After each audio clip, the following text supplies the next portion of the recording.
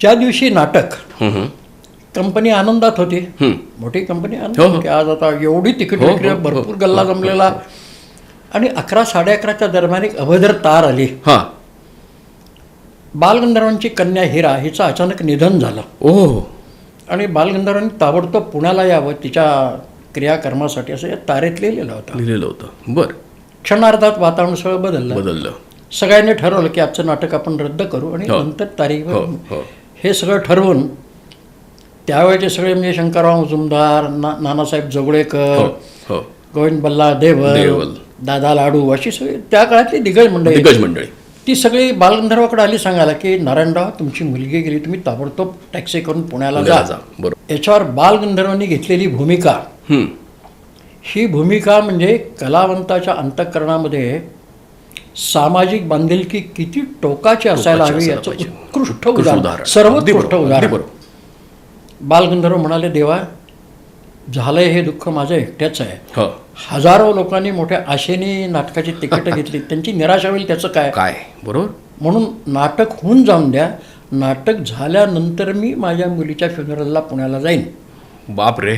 आणि ते नाटक बालगंधर्वांनी त्या रात्री केलं. या अवस्थेतही केलं त्यांनी. नाही, पुढं ऐका, या अवस्थेत केलं असं नाही, त्याच्यात नाही मी बोलत नाथ असं एक पद आहे, विनयहीन बोलता नाही मी बोलत. या पदाला त्या काळात बालगंधर्वांनी 6 वंशमोहर घेतलेले आहेत. बापरे. या स्थितीत ते गाणं रंगवणं, एकीकडे मुलगी देवाघरी गेलेली आहे, दुसरीकडे बालगंधर्व पद रंगवत आहेत. ही किमया फक्त बालगंधर्वांना. मराठी मनाचा मानबिंदू म्हणजे संगीत नाटक. कोणेकेकाळी सुवर्णपाडा पाहिलेल्या या संगीत कलाभूमीची सद्यस्थिती काय आहे, त्यासाठी संगीत रंगभूमीचे अभ्यासक, जाणकार, अभिनेते, गायक पंडित सुरेश साखवळकर यांच्याबरोबर आपण मनसोक्त गप्पा मांडणार आहोत. नमस्कार सुरेश काका. नमस्कार. सुरेश काका, महाराष्ट्राच्या सांस्कृतिक, नाटक आणि सांगीतिक इतिहासामध्ये मराठी नाटकांचा एक खूप मोठा प्रभाव आहे किंवा त्यांचं खूप मोठं योगदान आहे. या संगीत मराठी नाटकांची सुरुवात विष्णुदास भावे यांनी 1843 सालाच्या आसपास संगीत स्वयंवर या नाटकामुळे केली. त्यावेळेचं संगीत नाटक कसं होतं, कशा पद्धतीनं ही सगळी सुरुवात झाली, याबद्दल थोडंसं आम्हाला तुम्ही सांगा. मराठी संगीत नाटक हा मराठी संस्कृतीचा एक लखलखता अलंकार आहे, हे सर्वजण मान्य करतात. थोडासा इतिहास समजून घेतला पाहिजे की संगीत नाटक, मराठी संगीत नाटक नेमकं कधी जन्माला आलं. आपण विष्णुदास भाव्यांना मानतो, हे बरोबर आहे, पण त्यांच्याही अगोदर मराठी संगीत नाटक कधी जन्माला आलं असं जर खोलात जाऊन विचार करायचा असेल तर मला जरूर सांगितलं पाहिजे की पहिलं मराठी संगीत नाटक छत्रपती शिवाजी महाराजांच्या भोसले घराण्यात लिहिलं गेलेलं आहे. छत्रपतींचे सावत्र बंधू व्यंकोजी यांना तामिळनाडूमधील तंजावरचं वतन आहे, तिथले राजे अत्यंत कलाप्रेमी होते. शहाजी भोसले, सरफोजी भोसले या राजांनी त्या काळामध्ये 65 मराठी संगीत नाटकं लिहिलेली आहेत. आणि ही सर्व नाटकं महाराष्ट्र शासनाने मराठी संगीत नाटकांची गंगोत्री या सदराखाली प्रसिद्ध केलेली आहे. त्यातलं सर्वात पहिलं नाटक लक्ष्मी नारायण कल्याण हे इसवी सन 1690 साली लिहिलं गेलेलं आहे. 1690ला लिहिलंय. हो, म्हणजे संगीत नाटकाचा आरंभ, मराठी संगीत नाटकाचा आरंभ हा इसवी सन 1690 मध्ये झाला. फक्त तो महाराष्ट्राच्या बाहेर झालेला आहे. आज ज्याला आपण तामिळनाडू म्हणतो, तिथं तंजावरच्या राजांनी केला. पण ती जी काही नाटकं शासनाने प्रसिद्ध केली त्या नाटकांची पद्धती वेगळी होती. त्याच्यामध्ये निम्म्यापेक्षा जास्त नृत्य होतं आणि गद्यभाग कमी होता. असल्यामुळं ती मागं पडली. परंतु संगीत नाटकाचा आरंभ हा छत्रपती शिवाजी महाराजांच्या भोसले घराण्यामध्ये 1690 साली झाला. नाही, हे आम्हाला अजिबातच माहिती नाही. तुम्ही याच्यावरती आज जो प्रकाश टाकलाय हे खूप छान आहे, माहिती करून घेतली आहे नेमकी. पुढं 1843ला 5 नोव्हेंबर या दिवशी विष्णुदास भाव्यांचं सीता स्वयंवर हे नाटक रंगभूमीवरती आलं. ते नाटक सुद्धा थोडंसं वेगळ्या पद्धतीचं, म्हणजे आज आपण जी नाटकं बघतो ती नाटकं आणि विष्णुदास भाव्यांच्या नाटकात फार फरक. त्याच्यामध्ये फक्त नटी आणि सूत्रधार ही 2च पात्र गाणारी.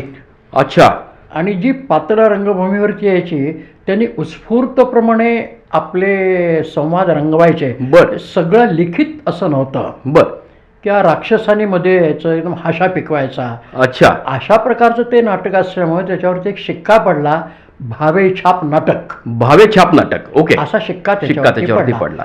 पुढं 1857ला वेणी संवार नावाचं परशुराम तात्या गोडबोल्यांचं नाटक आलं. अच्छा. अच्छा. 1875ला सुकर बापूजी त्रिलोकेकर यांचं नलदमयंती हे नाटक रंगभूमीवरती आलं. पण या नाटकांचे फार मोठ्या प्रमाणावरती प्रयोग होऊ शकले नाहीत. ओके. त्यामुळं मराठी संगीत रंगभूमीला त्यांच्याबद्दल फारसं काही माहिती स्वारस्य राहिलं नाही. बर. बर. खरी क्रांती जी झाली ती 31 ऑक्टोबर 1880 म्हणजे अण्णासाहेब किर्लोस्करांचं संगीत शाकुंतल. बरोबर. त्याचं वर्णन असं आहे, शाकुंतल नाटकाची 100% संहिता लिहिलेली आहे. बरोबर. आणि त्याच्यामध्ये जी जी पात्र आहेत सगळी, त्या पात्रांचे संवाद वगैरे सगळे लिखित स्वरूपात आहे. ते पहिलं संगीत नाटक पाहिलं. बर. पण त्याचं वर्णन असं करण्यात आलेलं आहे की अण्णासाहेबांचं हे नाटक पाहिल्यानंतर तमाम प्रेक्षक वर्ग झोपेतून खाडकन जागा होऊन देहभानावरती आला. बर. आणि आत्तापर्यंत चालत आलेली सगळी रंगभूमी एका रात्रीत अण्णासाहेबांनी इतिहास जमा करून टाकली. यावरून आपण समजा इतका तो प्रभावी प्रयोग झाला तो. आणि तो मुख्यत्वे पुण्यात झाला. बर. पुण्याचे रसिक हे जगभर चोखंदळ मानले जातात. अगदी. इथं मान्यता मिळाली की जगात मान्यता मिळाली. म्हणून अण्णासाहेबांनी 3च नाटकं लिहिली. पण 3ही नाटकांचे शुभारंभाचे पर या पुणे शहरातच केलेले आहे. शाकुंतल. बर. 31 ऑक्टोबर 1880. बर. नंतर आलेलं सौभद्र 17 नोव्हेंबर 1882. बर. आणि अण्णांचं तिसरं नाटक रामराज्य वियोग. बर. 20 ऑक्टोबर 1884. बर. तीनच कथानक सगळी अशी म्हणजे धार्मिक कथानक. बरोबर. पण ह्या रामराज्य वियोगाचं वैशिष्ट्य म्हणजे देवगंधर्व भास्करबुवा बखले यांनी या नाटकामध्ये कैकेयीची भूमिका केलेली होती. बर. अशी ही 3 नाटकं त्या काळात रंगभूमीवरती आली. आणि संगीत नाटक हे खऱ्या अर्थाने शाकुंतलपासून सुरू झालं. म्हणून अण्णासाहेब किर्लोस्करांना आधुनिक रंगभूमीचे जनक अशी बिरुदावली प्राप्त झालेली आहे. बरोबर. संगीत नाटक कसं असलं पाहिजे त्याचा वस्तुपाठ अण्णासाहेबांनी घालून दिला शाकुंतलपासून. बर. तीच परंपरा आता आजही चालू झालेली आहे. अण्णासाहेबांच्या शाकुंतलपासून खऱ्या अर्थाने मराठी संगीत नाटक सुरू झालं. बरोबर. म्हणजे त्यांनी अण्णासाहेबांनी ते समृद्ध करायच्या दिशेनं वाटचाल त्याच्यातली चालू केली असं आपल्याला म्हणता येईल. पाया रचला असं म्हणता येईल. त्यानंतर 1911च्या आसपास कृष्णाजी प्रभाकर खाडीलकर यांचं संगीत मानापमान आलं. बरोबर. त्यातली पदं अजूनही म्हणजे आता तसं बघायला गेलं तर 115 वर्ष त्या नाटकाला, त्या चालींना, त्या पदांना पूर्ण झालेली आहेत. पण अजूनही नाट्यरसिकांच्या मनावरती त्यांचं गारूड आहे. तर याबद्दल थोडंसं आम्हाला सांगा ना. म्हणजे त्या चाली कशा रचल्या गेल्या, काय झालं एक्झॅक्टली, याबद्दल आम्हाला थोडंसं तुम्ही सांगा. अत्यंत महत्त्वाचा प्रश्न आपण मुद्दा उपस्थित केला. मी आपल्याला सांगतो. 1880ला शाकुंतल जे रंगभूमीवरती आलं तिथपासून पुढं 31 वर्ष जी संगीत नाटकं चालत आली, सौभद्र, रामराज्य वियोग किंवा कांडजी आहे, त्या सगळ्या नाटकांमध्ये फक्त आर्या, साक्या, दिंड्या, लावण्या यांच्याच चाली होत्या. अच्छा. रसिक वर्ग थोडासा कंटाळा होता त्याच चाली ऐकून. रसिकांची मागणी होती की एखादं काहीतरी नवीन आता संगीत आम्हाला ऐकावा. सहज म्हणून गंमत आपल्याला सांगतो की या चालींचा लोकांना किती कंटाळा आला होता. त्या काळात तेलंग म्हणून एक होते. त्याच्या तेलंगानी एक विडंबन असं लिहिलेलं होतं. त्याचं नाव होतं संगीत हजामत. त्याचा अर्थ काय की बाल झाला आता किर्लोस्करी संगीत ऐकून कंटाळा आला. त्याचा 10वा आला.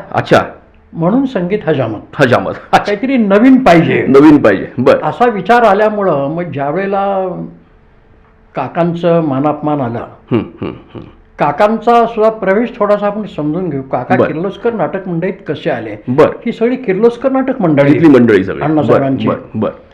तर त्यावेळेला 1910 साली प्रेमशोधन या नावाचं श्रीपाद कृष्ण कोल्हटकरांचं नाटक बसवलं जात होतं. त्याच्यात बालगंधर्व इंदिरेची भूमिका करत होते. पण त्याच वेळेला अण्णासाहेबांचे पट्टशिष्य आणि ज्येष्ठ नाटककार गोविंद बल्लाळ देवल हे खरे तालीम मास्तर, मास्तर, डायरेक्टर. Okay okay. पण त्यांचा अपमान झाला म्हणून ते बाहेर पडले की जिवंत असेपर्यंत पुन्हा किर्लोस्कर कंपनीत पाऊल ठेवणार नाही. बर. अशी प्रतिज्ञा करून ते बाहेर पडले. मग आता नाटकाच्या तालमी घ्यायच्या कोणी असा प्रश्न आला किर्लोस्कर मंडळी पुढे. तेव्हा मग नाटककार काकासाहेब खाडीलकरांना विचारण्यात आलं. काका तोपर्यंत गद्य नाटककार होते. अच्छा. काकांची 5 गद्य नाटकं आली होती. बर. बायकांचे बंड, सवाई माधवरावचा मृत्यू, भाऊ बनके, बर अशी नाटकं त्यांची, कीचकवध. पण गद्य नाटककार असे तरी त्यांना नाटकाचं दिग्दर्शन माहिती असल्यामुळं किर्लोस्कर नाटक कंपनी त्यांना विनंती केली की मानापमानचं दिग्दर्शन करायला आपण, या नाटकांचं दिग्दर्शन करायला आपण या. बर. मग काका आले आणि काका तालमी घ्यायला लागले. पण बालगंधर्वांना पाहिल्यानंतर त्यांच्या मनात असं आलं की एवढा हिमालयाच्या उंचीचा गायक कलावंत, आपणही एखादं संगीत नाटक लिहावं. बर. आणि त्या स्फूर्तीमधून काकांनी पहिलं नाटक लिहिलं ते मानापमान. बर. 12 मार्च 1911 या दिवशी या नाटकाचा शुभारंभाचा प्रयोग मुंबईला ग्रँड रोडमध्ये रिपन नावाचं थिएटर होतं. बर. रिपन. ओके. त्या थिएटरमध्ये या नाटकाचा प्रयोग झाला. पण आपण थोडंसं एक्स्ट्रा जरा बाजूला जाऊन समजून घेऊया की बालगंधर्वांचा मोठेपणा याच्यामध्ये. बरोबर. हे नाटक ज्यावेळेला होणार अशी जाहिरात पेपरला आली, ती अशी जाहिरात होती: लोकमान्यांचे पट्ट शिष्य, केसरीचे उपसंपादक, नाट्याचार्य काकासाहेब खाडीलकर यांच्या लेखणीत उतरलेले पहिले संगीत नाटक मानापमान. या नाटकामध्ये लोकमान्यांनीच बालगंधर्व या पदवीने गौरवलेला तरुण नारायण श्रीपाद राजहंस हा भामिनीची भूमिका करणार आहे. बर. हातोहात तिकीट सगळी संपली. 8 दिवस अगोदर तिकीट विक्री फुल. बरोबर. ज्या दिवशी नाटक, कंपनी आनंदात होती, मोठी कंपनी आनंदात होती. आज आता एवढी तिकीट विक्री, भरपूर गल्ला जमलेला. आणि 11-11:30च्या दरम्यान एक अभद्र तार आली. बालगंधर्वांची कन्या हिरा हिचं अचानक निधन झालं. आणि बालगंधर्वांनी ताबडतोब पुण्याला यावं तिच्या क्रियाकर्मासाठी, असं या तारेत लिहिलेलं होतं. बर. क्षणार्धात वातावरण सगळं बदललं. सगळ्यांनी ठरवलं की आजचं नाटक आपण रद्द करू आणि नंतर तारीख. हे सगळं ठरवून त्यावेळेचे सगळे म्हणजे शंकरराव मुजुमदार, नानासाहेब जोगळेकर, गोविंद बल्ला देवल, दादा लाडू, अशी सगळी त्या काळातली दिग्गज मंडळी ती सगळी बालगंधर्वाकडे आली सांगायला की नारायणराव, तुमची मुलगी गेली, तुम्ही ताबडतोब टॅक्सी करून पुण्याला जा. याच्यावर बालगंधर्वांनी घेतलेली भूमिका, ही भूमिका म्हणजे कलावंताच्या अंतःकरणामध्ये सामाजिक बांधिलकी किती टोकाची असायला हवी याचं उत्कृष्ट उदाहरण, सर्वोत्कृष्ट उदाहरण. बालगंधर्व म्हणाले, देवा, झालंय हे दुःख माझं एकट्याच आहे. हजारो लोकांनी मोठ्या आशेने नाटकाची तिकीट घेतली, त्यांची निराशा होईल त्याचं काय. बरोबर. म्हणून नाटक होऊन जाऊन द्या. नाटक झाल्यानंतर मी माझ्या मुलीच्या फ्युनरलला पुण्याला जाईन. बापरे. आणि ते नाटक बालगंधर्वांनी त्या रात्री केलं. या अवस्थेतही केलं त्यांनी. नाही, पुढं ऐका, या अवस्थेत केलं असं नाही, त्याच्यात नाही मी बोलत नाथा असं एक पद आहे. विनयहीन बोलता नाही मी बोलत. या पदाला त्या काळात बालगंधर्वांनी 6 वंशमोहर घेतलेले आहेत. बापरे. या स्थितीत ते गाणं रंगवणं. एकीकडे मुलगी देवाघरी गेलेली आहे, दुसरीकडे बालगंधर्व पद रंगवत आहेत. ही किमया फक्त बालगंधर्वांना. पण मुख्य मुद्दा असा की हे जे नाटक होतं त्याला चांगलं संगीत देण्यासाठी मग गोविंदराव टेंबे, गोविंदराव टेंबे हे अल्लादिया खानच्या मैफली ऐकायचे, मौजुद्दीन खानच्या मैफली ऐकायचे. अगदी बरोबर. त्याच्यानंतर गोहरजान मल्का त्यांच्या ठुमरे ऐकायला जायचे. त्यामुळे त्यांच्याकडे एक रसायन तयार झालं. अगदी बरोबर. किंवा गोविंदरावांनी ठरवलं की शास्त्रीय संगीतातल्या चिजा ठुमऱ्या ज्या आहेत त्या चालीवरती आपण नाट्यसंगीत बसवू. आणि त्या चाली दिल्या आणि त्या चाली हिट ठरल्या आणि ती परंपरा झाली. त्याच चालीवर आजपर्यंत सगळी नाटकं चालत आली आहेत. म्हणून मानापमानला संगीत नाटकांच्या क्षेत्रात महिलाचा दगड असं मानलं जातं. गोविंदराव टेंब्यांच्या चाली आणि त्या इतक्या सगळ्यात 100% काही गोविंदरावांच्या नव्हत्या. 1-2 पदांना खुद्द बालगंधर्वांनी चाली दिल्या आणि धैर्यधराच्या पदाच्या चाली नानासाहेब जोगळेकरांच्या. पण बाकी सर्व चाली ह्या गोविंदराव टेंब्यांनी दिल्या. पण एक उत्कृष्ट प्रकारचं संगीत, शास्त्रीय संगीतातल्या चिजांच्यावरती आधारित असा प्रयोग तो मानापमान नाटकांनी केला. आणि तो इतका म्हणजे परफेक्ट ठरला की बरोबर. ती परंपरा ठरली हो. आणि तीच परंपरा आजपर्यंत चालली. ह्याच्या पुढच्या नाटकानं तीच परंपरा परंपरा चालू चालू राहील. राहील असं दिसतं. नक्कीच नक्कीच नक्कीच वेगळ्या प्रकारचं संगीत आणण्याचे प्रयोग झाले पण ते फेल गेले. फेल गेले. बर बर. उदाहरणार्थ श्रीपाद कृष्ण कोल्हटकर हां हां. त्यांनी काही नाटकं आणली आणि त्यात म्हणले आपण वेगळ्या चाली देऊ. लोकांना हो. कंटाळा आला ना, वेगळ्या चाली हो देऊ. हो कव्वाली गझल अशा हो. रंगाच्या चाली चाली दिल्या. देऊ. लोकांना त्या मान्य नाही झाल्या. पण टेंब्यानी जे संगीत दिलं किंवा टेंब्यांच्या नंतर देवगंधर्व भास्करबुवा बखले बखले यांनी जे संगीत दिलं ते संगीत मात्र अजरामर ठरलं आणि त्या संगीताची परंपरा निर्माण झाली आणि ती परंपरा म्हणजे आजपर्यंत चालू आहे. रामभाऊनी जे नाटकांना संगीत दिले दिलं, ते आजपर्यंत अजून अभिषेकीने जे संगीत हो दिलं, हो ही सगळी ती परंपरा आहे. परंपरा आहे. अगदी त्याच अगदी. परंपरा. तुम्हाला ते माहिती आहे का? हां. जसा जन्मती तेज घेऊन तारा, हां जसा मोर घेऊन येतो पिसारा, बरोबर. तसा येई कंठात घेऊन गाणे असा बालगंधर्व. बालगंधर्व आता. वा, वा, वा. म्हणजे खऱ्या अर्थानं तो संगीत नाटकांचा सुवर्ण काळ होता असं म्हणता येईल. तर आम्हाला जरा या सुवर्ण काळाविषयी आणि बालगंधर्वांविषयी अजून थोडंसं आम्हाला तुम्ही सांगावं. सुवर्ण आपण थोडंसं व्यापक पद्धतीने विचार करू. हां. सुवर्ण काळ सुद्धा का आला आणि कसा आला? कसा आला? त्या काळामध्ये रेडिओ नव्हते, टीव्ही नव्हते, बरोबर. मनोरंजनाची काहीच साधन काही साधनं नव्हती. बरोबर. एकमेव साधन म्हणजे संगीत नाटक संगीत किंवा नाटक. देवळातलं कीर्तन. बरोबर. तर संगीत नाटकावरती लोकांनी जीव टाकला हां हां. आणि ज्यावेळेला बालगंधर्वांचा प्रवेश झाला किर्लोस्कर नाटक मंडळीमध्ये, बर. तुमच्या सहज माहितीसाठी सांगतो, बालगंधर्वांच्या अगोदर किर्लोस्कर नाटक मंडळीमध्ये हे अद्वितीय असे एक गायक कलावंत होऊन गेले. त्यांचं नाव भाऊराव कोल्हटकर. बर. त्यांना भावड्या म्हणत असत, भावड्या. भावड्या. बर. अच्छा. आणि हे भाऊराव कोल्हटकर बालगंधर्वापेक्षा दिसायला चांगले, बालगंधर्वापेक्षा अभिनयाला उजवे बर. आणि बालगंधर्वापेक्षा गायला उत्तम. बर. त्यामुळं भावड्याचं गाणं हे श्रेष्ठ हे सर्व कलावंतांनी मान्य केलं. मान्य केलं इतिहासात होतं. तसे बरं. लेखही आहेत. बर. भाऊराव कसे गायचे, त्यांची तान तीनही सप्तकात लीलया फिरणारी, बापरे. विद्युल्लतेप्रमाणे चमकणारी दाणेदार तान, बर. असं वर्णन भाऊरावांचं केलेलं आहे. बरोबर. अप्रतिम कलावंत होते ते. बरोबर. पण ते 1901 साली वारले ओहो. बर. बर. आणि नंतर मग किर्लोस्कर कंपनी बंद पडली. बरं. पण स्त्री भूमिका करायला कलावंतच नाही. कलावंत नाही. बर. पुरुषांनी स्त्री भूमिका त्यावेळेला करायचं ना, करायचं. बायका घराच्या बाहेर पडत बरोबर नव्हत्या. बरोबर. मग काय करायचं असं असताना 1905 साली बालगंधर्वांचं आगमन किर्लोस्कर कंपनीमध्ये संगीत झालं. झालं. ओके. एका वेगळ्या कारणामुळे त्यांच्या कानाला त्यांना कमी ऐकू येत होतं. बर. पण छत्रपती शाहू महाराजांनी त्यांना मिरजेच्या हॉस्पिटलमध्ये पाठवलं पाठवलं. आणि तिथले डॉक्टर व्हेल होते, त्यांना निरोप दिला होता हां की ह्या मुलाचा कान दुरुस्त करा. हां ह्या मुलाचा कान दुरुस्त झाला हां. की अल्लाद्या खानच्याकडे त्याला शिकून मी किर्लोस्कर कंपनीत भरती करणार आहे. बर बर बर. पण ठेवायचं कुठं, तर प्रयोग बंद पडलेल्या अवस्थेत जी किर्लोस्कर कंपनी बसून होती ओके. तिच्या बिराडीत बालगंधर्वांना ठेवण्यात आलं. ठेवण्यात आलं. बर. आणि मग बालगंधर्वांचं एकूण रूप, त्यांचं गुणगुणणं बघून कंपनीला असं वाटलं की भाऊराव कोल्हटकर गेल्यानंतर जे आपलं नशीब सगळं असं रुसलं थोडंसं म्हणता येईल किंवा ते नशीब जर पुन्हा फळफळायचं असेल तर हां. हा मुलगा आपल्याला स्त्री भूमिकेला पाहिजे. पाहिजे. बर बर लोकमान्यांनी नंतर त्यात मध्यस्थी केली. फार मोठा इतिहास आहे तो. बर. पण लोकमान्यांच्या मध्यस्थीनंतर 25 ऑक्टोबर 1905 बर गुरुद्वादशी बर. या मुहूर्तावरती नारायण श्रीपाद राजवंश उर्फ बालगंधर्व हां हां. यांचं किर्लोस्कर कंपनीत आगमन आगमन झालं. झालं. ओके. पहिलं नाटक अर्थात शाकुंतल, बर.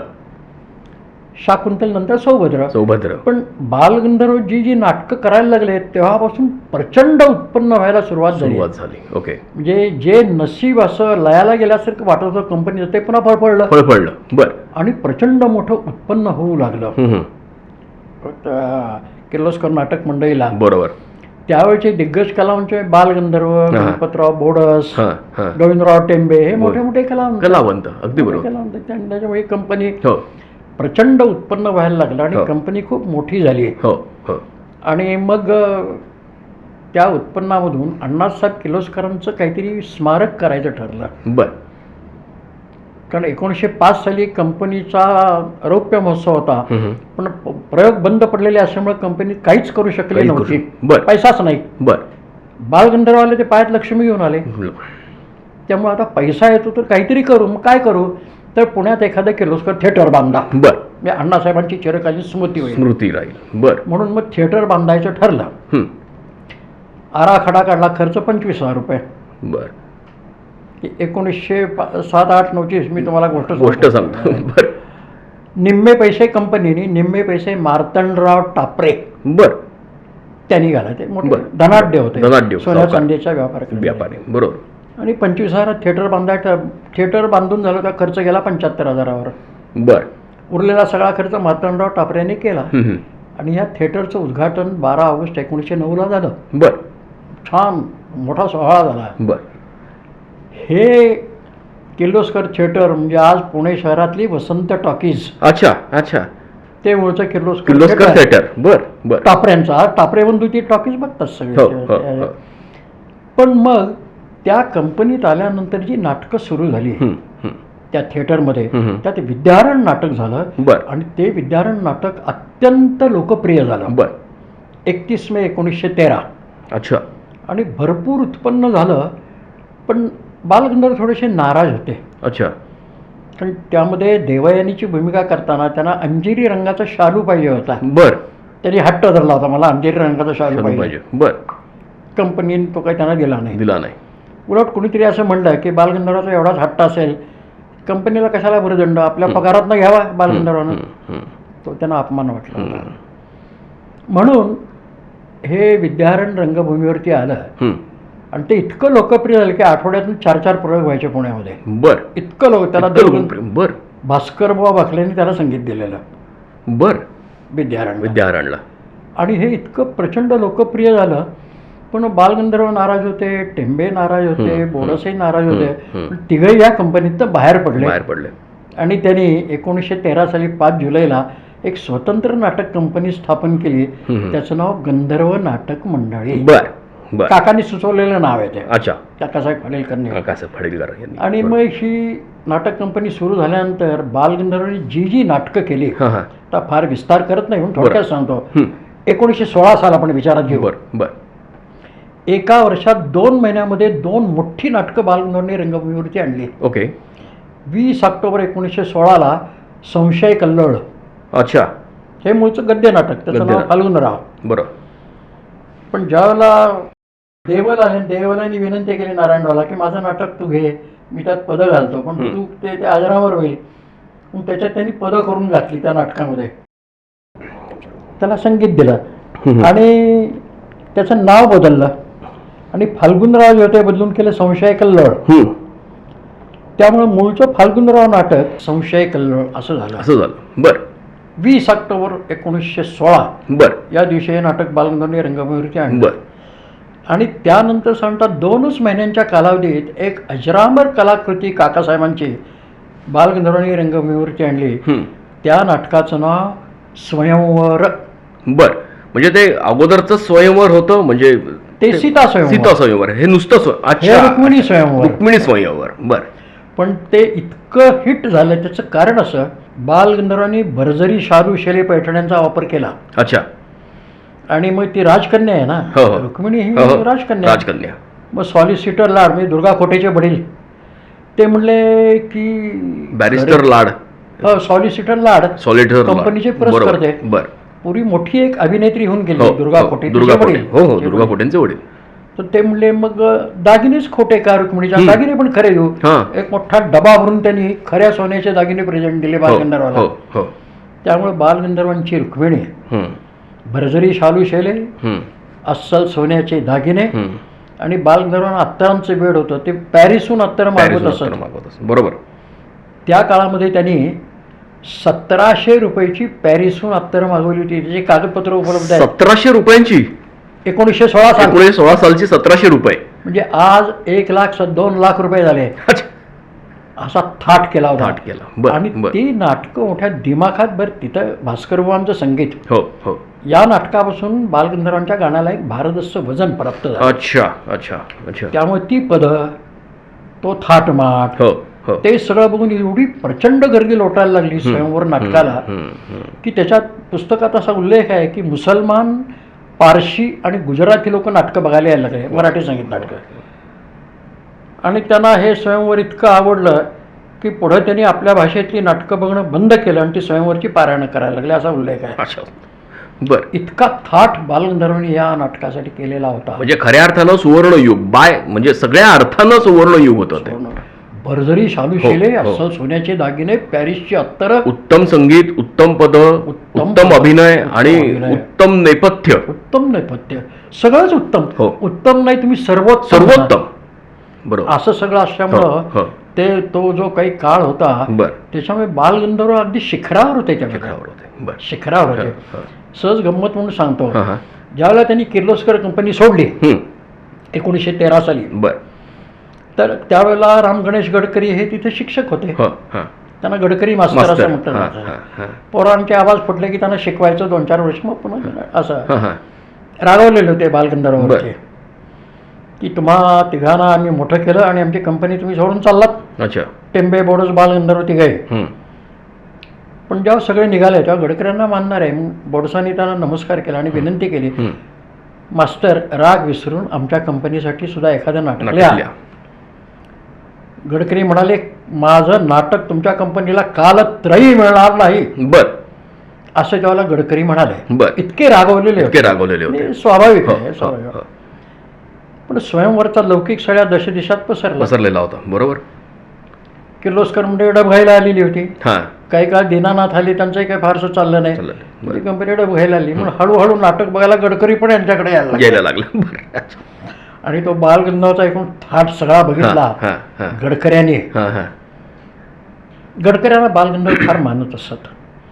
गडकरी जर बसले तर त्यांच्या खांद्याला खांदा लावून बालगंधर्व कधीही बसले नाही. त्यांच्यासमोर मांडी घालून असं बसायचं. हे शेवटपर्यंत व्रत बालगंधर्वांनी पाळलं. गडकरी ते मानायचे. मग चहा झाल्यानंतर बालगंधर्वांनी हात जोडले, मास्तर आता एखादं नाटक आमच्यासाठी लिहा.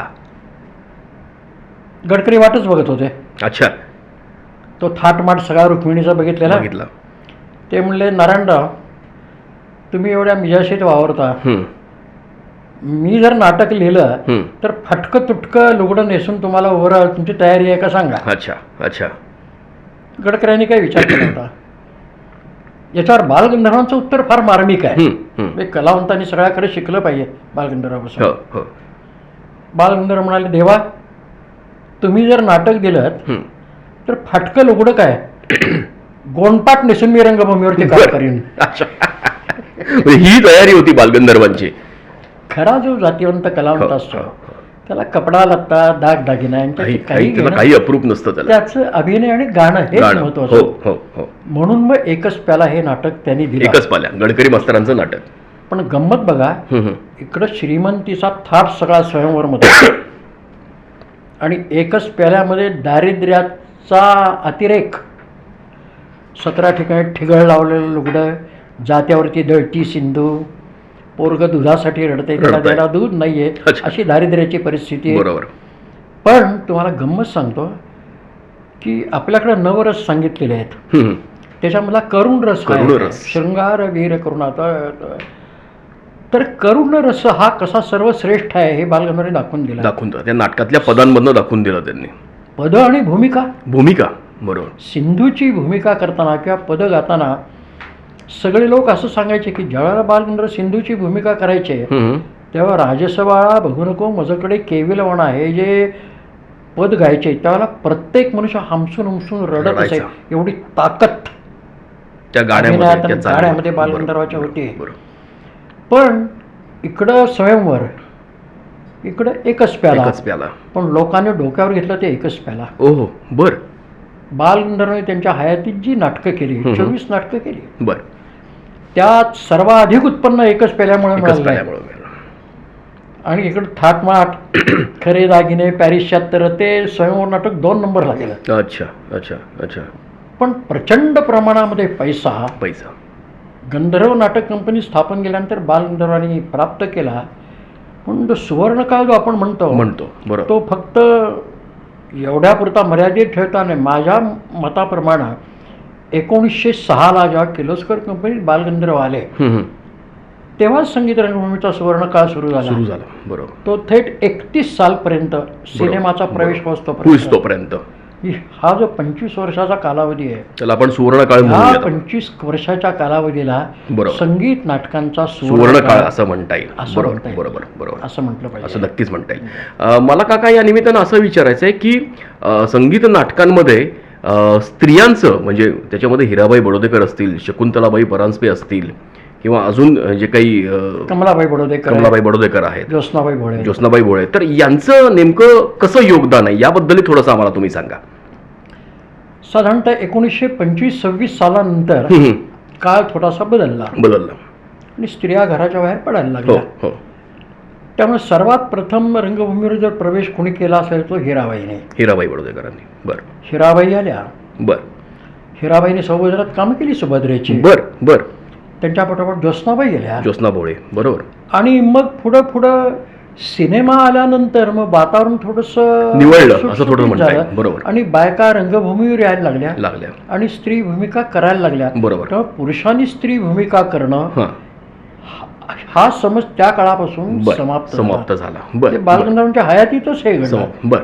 बालगंधर्व जेव्हा 1943 साली त्यांचं भाषण होतं नाट्य समाजाचे अध्यक्ष म्हणून, बरोबर, तेव्हा त्यांनी म्हटलेलं आहे की आता या स्त्रिया रंगभूमीवरती येऊन काम करायला लागलेल्या आहेत. बरोबर.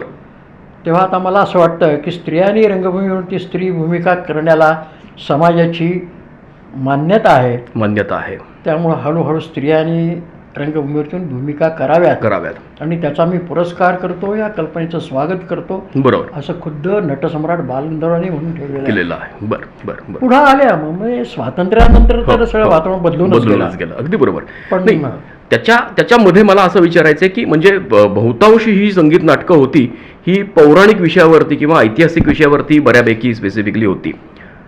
पण सावरकरांनी संन्यस्त खडगत सारखं नाटक लिहिलं, तर त्याच्याबद्दल तुम्ही काय सांगू शकाल की ते एक वेगळंच नाटक किंवा एक वेगळंच त्याच्यातला कंटेंट असा जो आला त्याच्यात? नाटकं ही सगळीच पौराणिक होती असं आपल्याला म्हणता येत नाही. बरं. त्याचं कारण असं की किर्लोस्करांचे पट्टशिष्य गोविंद बल्लाळ देवल यांनी सुद्धा सामाजिक जे काही खटकणाऱ्या गोष्टी आहेत त्याच्यावरती प्रहार करणारी नाटकं लिहिली. उदाहरणार्थ शारदा. संगीत शारदा. 14 वर्षाची मुलगी आणि 75 वर्षाचा म्हातारा अशी लग्न त्या काळात होत असत. बरोबर. आणि 5-10 वर्षात नवरा गेला की तिच्या नशिबी वैधव्य. अगदी बरोबर. हे कुठंतरी खटकलं. देवलांनी शारदा हे नाटक लिहिलं. मूळ उद्देश समाज प्रबोधन. बरं. किंबहुना काकासाहेब खाडीलकरांचं विद्यारण नाटक. तर त्या विद्यारण नाटकामध्ये कथानक जरी पौराणिक असलं तरी मूळ विषय दारूचे दुष्परिणाम असा. आणि त्याच्यानंतर 19 साली आमच्या गडकऱ्यांचं नाटक आलं एकच प्याला. बरोबर. त्याचा विषय पूर्णपणे दारूचे दुष्परिणाम असाच होता. म्हणजे केवळ पौराणिक अशी कथानकं नव्हती, सामाजिक विषय सुद्धा नाटकांनी हाताळले. आणि समाज प्रबोधनाचा उद्देश डोळ्यापुढे नेऊन त्या काळात सुद्धा अनेक नाटकं संगीत रंगभूमीवरती आली.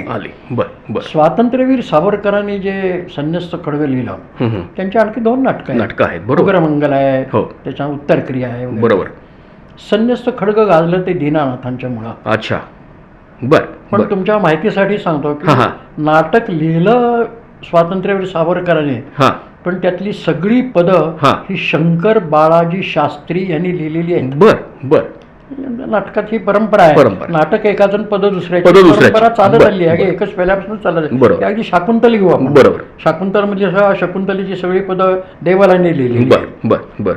तसं यातली संन्यस्त खडगमधली सगळी पदं ही शंकर बाळाजी शास्त्रींची पदं आहेत. तो एक सामाजिक विषय, बौद्ध काल, शांतता प्रदान आणि शौर्य वीर ह्या गुणाला दुय्यमत्व असा विषय घेऊन ते नाटक त्यांनी लिहिलं. दीनानाथांनी रंगभूमीवरती आणलं, त्याची पदही हिट झाली. शतजन्म शोधित कमरमोहन हाताली ठेवली अशी पदं. पण हा वेगळा विषय होता की स्वातंत्र्यवीर सावरकर हे एका वेगळ्या विचारसरणीचे होते. जे मान टाकून माणसाने जगात वागू नये, शौर्य वीर्य असं काहीतरी असलं पाहिजे. चुकीला कधी क्षमा करू नये, एक घाव 2 तुकडे केले पाहिजे, ही जी विचारसरणी होती त्याला अनुसरून हे नाटक होतं. त्यामुळे ते नाटक त्या काळामध्ये गाजलं.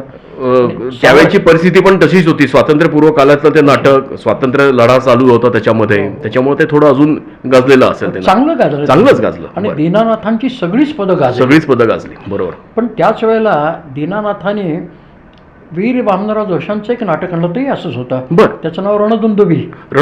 बरोबर.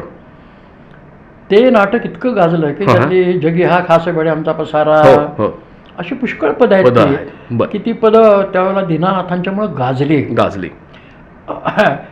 तर ती नाटकं सुद्धा दीनानाथांनी जी रंगभूमीवरती आणली आहे, म्हणजे संन्यस्त खड्ग, रणदुंदुभी किंवा आमच्या गडकरी मास्तरांचं पुण्यप्रभाव, ही नाटकं, आणि ते दीनानाथ मानापमानमध्ये काम करत असत, मानापमानही नाही केल्या.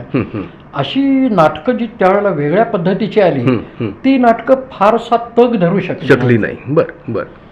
जो तग धरला किर्लोस्कर, खाडिलकर, देवल, गडकरी यांच्या नाटकाने, तो तग या नाटकांना धरता आला नाही, ही वस्तुस्थिती. पण हे का, म्हणजे माझा पुढचा प्रश्न तसाच आहे की त्यावेळेला सिनेमाचं पण वारं खूप जोरात चालू होतं, तर त्याच्यामुळं या सगळ्या गोष्टींवरती, संगीत नाटकांवरती काही परिणाम झाला का? आणि ते परिणाम झाल्यामुळं संगीत नाटक हा जो प्रकार जो आहे मागं पडला असं पण त्याच्यामध्ये आपण नक्कीच म्हणू शकतो. हे झालं, तसंच झालं. साधारणतः 1931-32 साली सिनेमा नावाच्या विषयाचा आपल्या देशात प्रवेश झाला. बरोबर.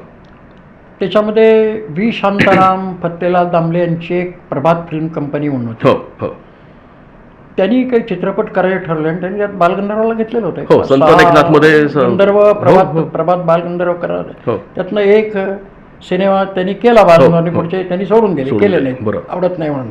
ते सिनेमे जसे आले तसे लोक सिनेमाकडे आकर्षित झाले आणि संगीत नाटकाला गर्दी कमी होऊ लागली, उत्पन्न कमी होऊ लागलं. त्यामुळे संगीत नाटकांच्यावरती परिणाम झाला. आणि नंतर मग पुरे संगीत नाटक सादर करायला खर्च खूप येतो. खूप खर्च येतो. बरोबर. तर तसा तो पुरेसं उत्पन्न मिळत नसल्यामुळं मग संगीत नाटकं अशी मागं पडली आणि सिनेमाचा उदय झाला, सिनेमा भराला आला. हे वास्तव आहे. पण संगीत नाटक संपलं नाही. बरोबर. अगदी काही काळ थोडंसं ते मागं पडलं. पण स्वातंत्र्यानंतर पुन्हा एकदा संगीत नाटकाने उचल खाल्ली.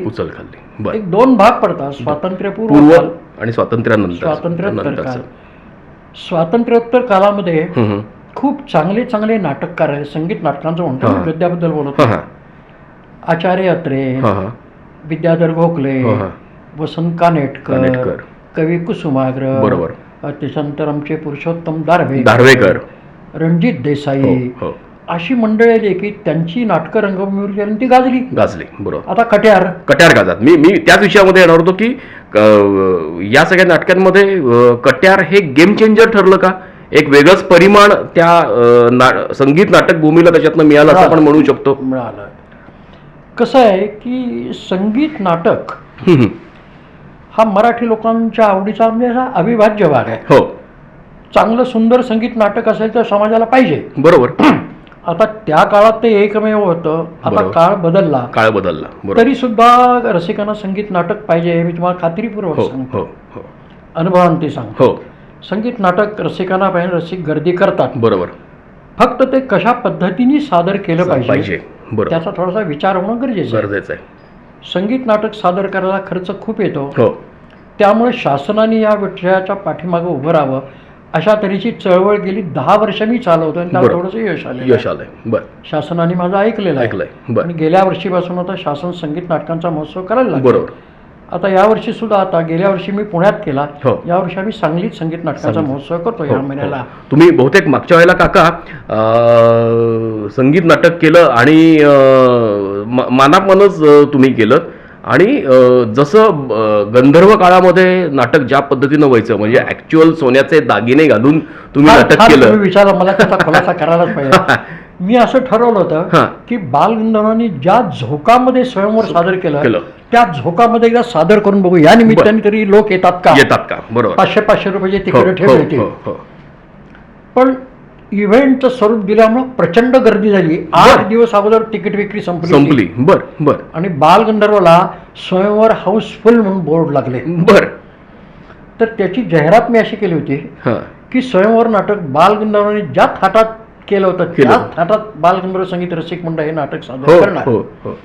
आणि आम्ही काय केलं की खऱ्या सोन्याचे दागिने आणि भरजरी शालू शेले प्राप्त करायचे ठरवले.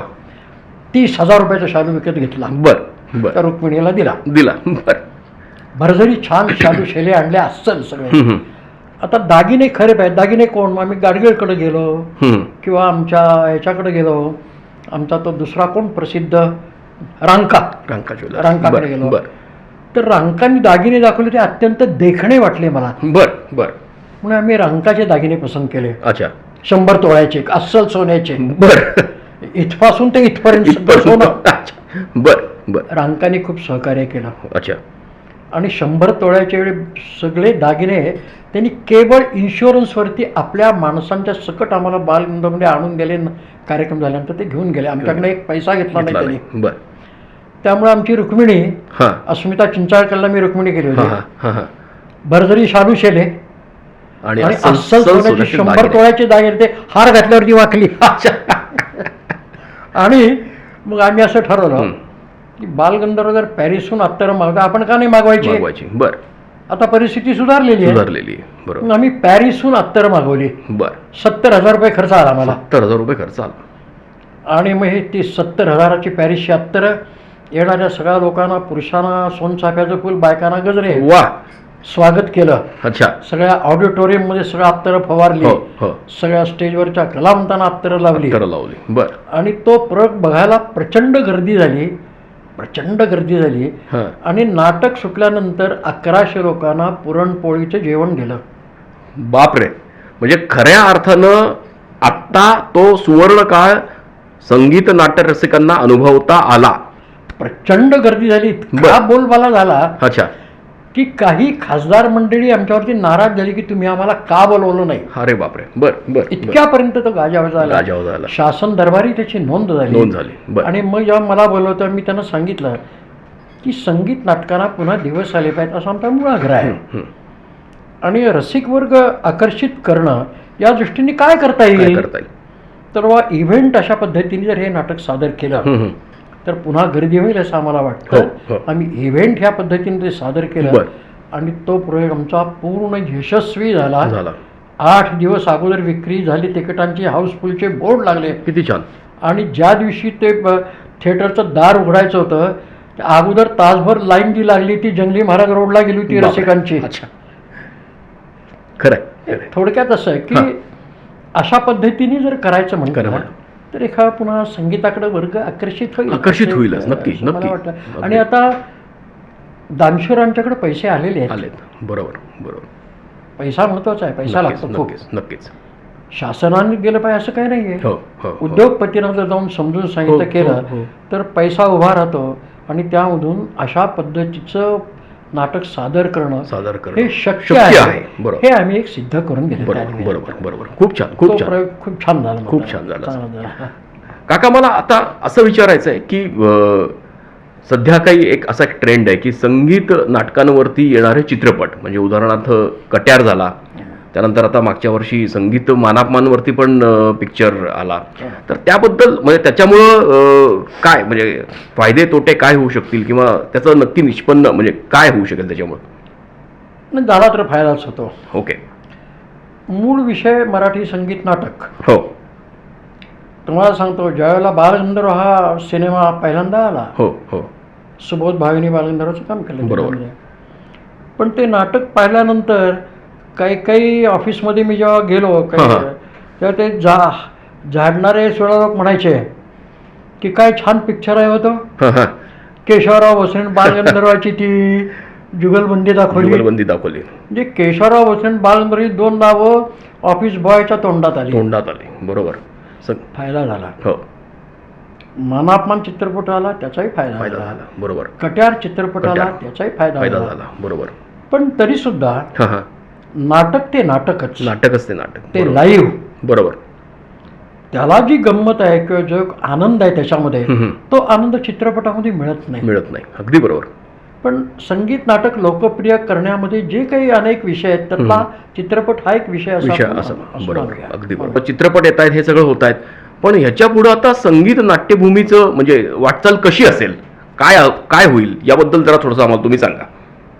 असं पहा की संगीत नाटक हा मराठी माणसाच्या अंतःकरणात रुजलेला विषय आहे. बरोबर. त्यामुळे तो फुलत राहणार याच्याबद्दल मुळीच शंका नाही. बरोबर. आम्ही एकदा सर्व्हे केला होता, तर त्यामध्ये आम्हाला असं दिसलं की मराठी माणसाला संगीत नाटक पाहायची आवड आहे आणि ती आवड कायम राहणार. बरं. गंमत अशी आहे की मराठी संगीत नाटकात काम करणारे असंख्य तरुण कलावंत या महाराष्ट्रात आहेत.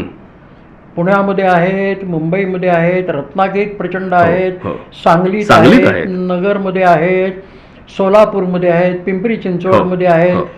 अशा महाराष्ट्रातल्या अनेक ठिकाणी संगीत नाटकं सादर करणारे तरुण अतिशय दर्जेदार कलावंत आहेत. आणि संगीत नाटकात आपण काम करावं याची त्यांना हौस आहे आणि फार उत्तम कामं करतात. अतिशय उत्तम कामं करतात. गातात उत्तम, त्यांचा अभिनय चांगला आहे. आणि आता जी जुनी नाटकं आहेत, किर्लोस्कर, खाडीलकर, देवल, गडकरी किंवा विद्याधर गोखले, आचार्य अत्रे, आमचे आता अलीकडच्या काळातले सगळे कानेटकर वगैरे, या व्यतिरिक्त मी आपल्याला सांगू इच्छितो की नवीन संगीत नाटक लिहिणारे उत्तम लेखक महाराष्ट्रामध्ये आहेत. रत्नागिरीत आहेत, नाशिकमध्ये आहेत, पुण्यामध्ये आहेत, मुंबईत आहेत. नवीन नवीन संगीत नाटकं लिहित आहेत. बरोबर. रंगभूमीवरती येत आहेत नाटकं. फक्त त्यांना पुरेसं पाठबळ देण्याची गरज आहे. पण मला असं वाटतं की जे ह्या तरुण कलावंतांना संगीत नाटकात काम करण्याची जी आवड आहे, जी एक प्रेरणा आहे, फार महत्वाची आहे. ती जाऊ दे, सोडून द्या, काय त्या नाटकात जाऊन होणार असं कोणी म्हणत नाही. नाटकात काम करायला बोलवलं की तरुण कलावंत येतात, उत्तम गात आहेत, उत्तम अभिनय करतायत, उत्तम पाठांतर करतायत. त्यामुळे या पुढच्या काळामध्ये संगीत नाटक निश्चित बहराला येईल, याच्याबद्दल माझ्या मनात मुळीच शंका नाही आहे. फक्त काळाची पावलं ओळखून त्याप्रमाणे संगीत नाटकाने वाटचाल करायला पाहिजे. ती केल्यानंतर होईल. आज इतकी उत्तम संगीत, तुम्हाला काय सांगू, मी आता उल्लेख करत नाही, सुरेख अशी संगीत नाटकं नवीन नवीन रंगभूमीवरती आलेली आहेत. सौभद्र, मनापमान, कट्यार, संशय, कल्लोळ ही सगळी सोडून द्या, ही सगळी घासून घासून घासून गुळगुळीत झालेली नाटकं आहेत. त्या व्यतिरिक्त नवीन संगीत नाटकं रंगभूमीवरती येत आहेत. संहिता चांगल्या अशा खंबीर संहिता आहेत त्याच्या कणकर. त्याला उत्तम संगीत दिलं जातंय, उत्तम गायक आहेत, तरुण कलावंत. म्हणजे मला खरं असं वाटतं की संगीत आता महाराष्ट्र शासन दरवर्षी संगीत नाटकांच्या स्पर्धा घेतो. तुम्हाला आश्चर्य वाटेल, कमीत कमी 30 ते 35 संगीत नाटकं दरवर्षी स्पर्धेला असतात. बापरे. म्हणजे एवढ्या नवीन संहिता येत आहेत अजूनही चांगल्या पद्धतीनं. जुनी नवी मिळून कमीत कमी 30 ते 35 संगीत नाटकं सादर होतात. महाराष्ट्र शासन कुठल्या ना कुठल्या, कधी सांगलीत घेतं, कधी पुण्यात घेतं, कधी नाशिकमध्ये घेतं, कधी इचलकरंजीत घेतं, कधी कोल्हापूर. पण ह्या प्रत्येक स्पर्धेला 30 ते 35 संगीत नाटकं येतात आणि त्याच्यात कमीत कमी 8 ते 10 नवीन नाटकं असतात. गोवा आपण आपला मानलेला आहे संगीत नाटकांच्या बाबतीत. महाराष्ट्र शासनाने सुद्धा संगीत नाटकांच्या स्पर्धा असतात, त्याला गोव्यातल्या संगीत नाटकांना आपण प्रवेश देतो. बरोबर. सुरेख संगीत नाटकं नवीन आणि उत्तम संगीत. इतकी छान नाटकं आहेत त्यांची. शिवाय कोकणात नेणारे, काय सांगू तुम्हाला, त्या लोकांना एक्सपोजर द्यायला पाहिजे. या एक्सपोजरची गरज आहे. या निमित्तानं असं वाटतं मला की चांगल्या एक्सपोजरची गरज आहे. नेहमी असं वाटतं की प्रसार माध्यमांचं स्थान मोठं आहे, तेव्हा मराठी संगीत नाटक या विषयाला जर थोडंसं प्रसार माध्यमांनी उचलून धरलं तर हा विषय आणखी उंचीवरती जाऊ शकेल, ह्या शंकाच नाही. पूर्वी काही वाहिन्या होत्या की या संगीत नाटकं करायच्या. पूर्वी ETV म्हणून होते, ETV. नंतर चॅनेल अलीकडे ETV. तर ETV मध्ये पुष्कळ संगीत नाटकं त्यांनी केली. तसंच आमचे प्रकाश जावडेकर ज्या नभोवाणी मंत्री होते तेव्हा त्यांनी शासनातर्फे ऑर्डर दिली होती दूरदर्शनला. त्यामुळे सह्याद्री वाहिनीने 5-25 संगीत नाटकं रेकॉर्ड करून दाखवलेली आहेत. सुरेख संगीत नाटकं. म्हणजे एक्सपोजर इज हा लोकप्रियतेचा एक असा भाग आपल्याला महत्वाचा मानता येईल. म्हणजे जसं अर्थसहाय्य पाहिजे, बरोबर, आणि ते अर्थसहाय्य प्रयत्नांती मिळू शकतं. मिळू शकतं. अगदी बरोबर. शासनाने द्या, उद्योगांना जाऊन भेटून सांगितलं, उद्योजक मंडळी पुष्कळ आहेत, त्यांना अगदी बरोबर. पटवून पैसे देतात. असं जर संगीत नाटक सादर करायचं ठरलं तर पुन्हा एकदा संगीत नाटकांना उज्ज्वल काळ येईल आणि तो निश्चितपणे येणार आहे असं मला वाटतं. कारण गेल्या 25 वर्षातला माझा अनुभव असा आहे की अगदी जे थंड पडलं होतं त्याला जरा चालना म्हणून आता बहर आलेला आहे. बघा किती प्रचंड संगीत नाटकं होत, रोज तुम्हाला पेपरमध्ये संगीत नाटकाची जाहिरात दिसते. अगदी बरोबर. महाराष्ट्र शासनाला मी विनंती केली होती शेलारांना हात जोडून. मला एक जीवन गौरव पुरस्कार नाट्य परिषदेचा मिळाला, त्याला मुख्य शेलार होते, सांस्कृतिक मंत्री. त्या मला भाषण करायची संधी आल्या, मी त्यांना हात जोडले, म्हटलं साहेब आपल्या आता सांस्कृतिक खातं आहे, बरोबर, आमच्या संगीत नाटकाला आपण काहीतरी न्याय द्यावा अशी माझी तुम्हाला विनंती. लेखी त्यांना निवेदन दिलं. पण मला अतिशय आनंद वाटतो, समाधान वाटतं की त्या मुद्द्याची दखल सांस्कृतिक मंत्र्यांनी घेतली. आणि गेल्या वर्षीपासून आता संगीत नाटकांचा महोत्सव प्रत्येक वर्षी एकेका जिल्ह्याला करायचं निर्णय शासन त्याप्रमाणे खर्च करायला लागलेला आहे, काहीतरी प्राप्त झालेलं आहे. Very good. पुढच्या काळात संगीत नाटक भरेल यात मुळीच शंका नाही. अहो आपण संगीताचं बघू, तानसेन आणि बैजूबावराच्या काळात संगीत होतं की जे गाणं गाऊन दिवे लावत होते किंवा पाऊस पडत होते. अगदी बरोबर. त्यांच्यानंतर काय बंद पडेल का अशी भीती वाटली, पण ते बंद नाही पडलं. केवढा विस्तार झालाय संगीताचा, प्रचंड मोठा विस्तार झालाय. अगदी बरोबर. तसंच मराठी संगीत नाटकाचं असं मला वाटतं. आणि तसा संगीत नाटकांना पुन्हा एकदा बहर यावा अशी आपण नटराजाच्या चरणी प्रार्थना करू. आपण म्हणतो की बालगंधर्व हे मराठी रंगभूमीला पडलेलं स्वप्न. तर त्या काळी त्यांनी ज्या काही वस्तू वापरल्या होत्या किंवा त्यांचे जे काही फोटोग्राफ्स असतील किंवा अजून काही गोष्टी असतील, ते आत्ताच्या पिढीला कुठं पाहायला मिळू शकतील का? तसं काही कोणी जतन करून ठेवलेलं आहे का? आहे, सुदैवाने आहे. बर, मी आपल्याला सांगतो की बालगंधर्वांचे कुटुंबीय जे आहेत, राजहंस कुटुंबीय, तर बालगंधर्वांचे शंकरराव नावाचे बंधू होते. बर. त्यांना वसंतराव या नावाचे चिरंजीव होते. बर. त्या वसंतरावांची जी सून आहे अनुराधा राजहंस, बर, यांनी बालगंधर्वांचा मूळ शेला जे ते स्वयंवरामध्ये वापरत असत, बालगंधर्वांची पत्र, बालगंधर्वांच्या वस्तू, बालगंधर्वांची नाटकं, असा बराचसा संग्रह जतन केलेला आहे. बर. याला मर्यादा आहे आणि त्याचं त्या प्रदर्शनही भरवतात. बर. पण आमच्या तळेगाव दाभाड्याला रामनाथ पंडित मूलभूत संगीत रंगभूमी संशोधन केंद्र म्हणून आहे. बर. एस.के. पंडित म्हणून ते वारले. बर. पण त्यांच्याकडे जो बालगंधर्वांचा ठेवा आहे तो अख्ख्या जगात नाहीये. बर. बालगंधर्व जो ऑर्गन वापरत असत त्याला चेंबर ऑर्गन म्हणतात. हो, ऑर्गन त्यांच्याकडे आहे. बर. बालगंधर्वांना 1964 साली पंडित नेहरूंनी पद्मभूषण पदवीने गौरवलं होतं. बर. ते मूळचं पद्मभूषण त्यांच्याकडे आहे. बर बर बर. बालगंधर्वांच्या अनेक बालगंधर्वांनी मृत्यूपत्र केलं होतं, किती लोकांना माहिती आहे? नाही, म्हणजे बालगंधर्वांनी मृत्यूपत्र केलं होतं, ते मूळ मृत्यूपत्र तिथे आहे, त्यांच्याकडे आहे.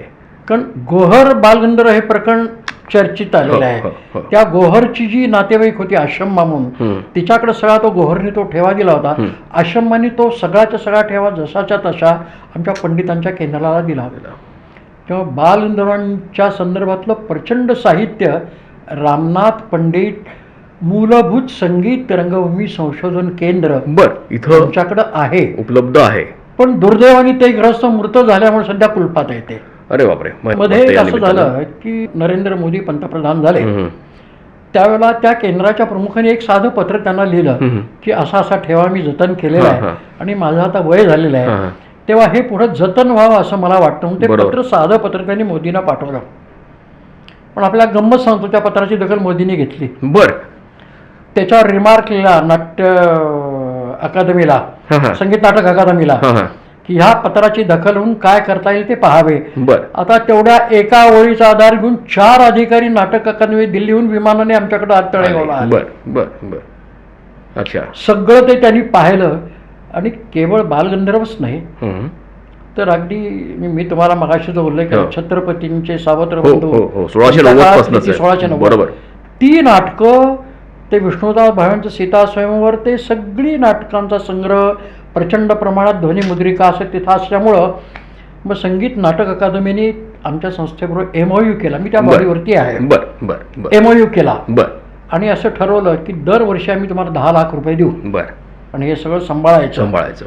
आणि नंतर मग सगळंच्या सगळं ते संगीत नाटक अकादमीच्या ताब्यात द्यायचं, त्यांनी काय ते करावं. मग तशी हालचाली सुरू झाली की हे सगळं अगोदर 2-2.5 लाख नुसती पुस्तकं आहेत सगळी मिळून, म्हणजे अदर दॅन नाटक. शाकुंतल 200 प्रकारची शाकुंतल आहेत. बापरे.